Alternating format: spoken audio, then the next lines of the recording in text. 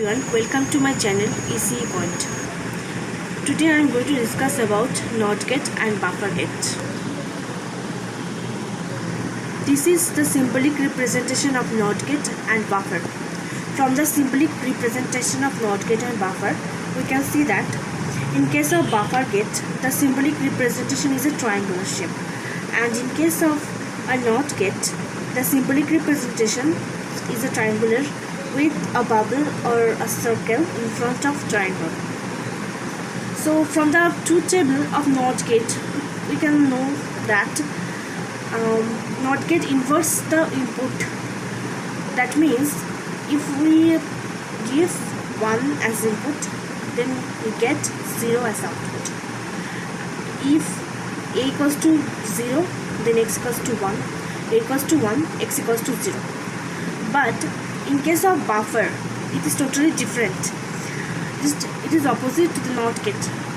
If the input is 1, the output is 1, input is 0, output is 0. This is a circuit representation of NOT gate and buffer using transistor. From the symbolic direction of transistor, we can say that this is a NPN transistor. From the truth table of NOT gate, we know that NOT gate produces higher output when the input is lower. So what is the difference between the NOT gate and buffer circuit representation? Here the resistance is connected to the collector terminal in NOT gate, and the resistance is connected to the ground terminal in buffer. So if A is 0, then what will happen? IB is 0, base current is 0. That means the transistor is in off state. Then what will happen? This transistor is off state. That means the voltage at this point and the voltage is at this point, this will be same, as there is no voltage drop.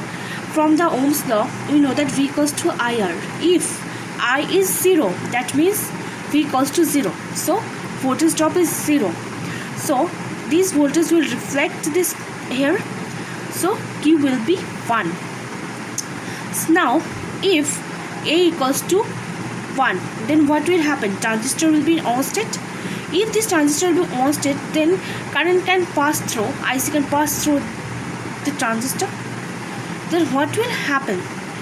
This potential will reflect here, as you know that the resistance of the transistor is negligible. So the potential of this point and the potential of this point will be identical. So the value of the potential will reflect here. So Q equals to 0. Output is 0 for 1. So this is the NOT gate logic. So come to the buffer. In case of buffer, we know that if we give 0 input, then output will be 0. For 1, output will be 1. So in case of 0 input, what will happen? There will be no IB. That means base current equals to 0. So if the base current is 0, then what will happen? This transistor is in off state. That means there is no current flow through this transistor, across this transistors. Then what will happen? There will be no current flow in this resistance. That means this potential will reflect here, the output. The potential difference between this point and this point is 0.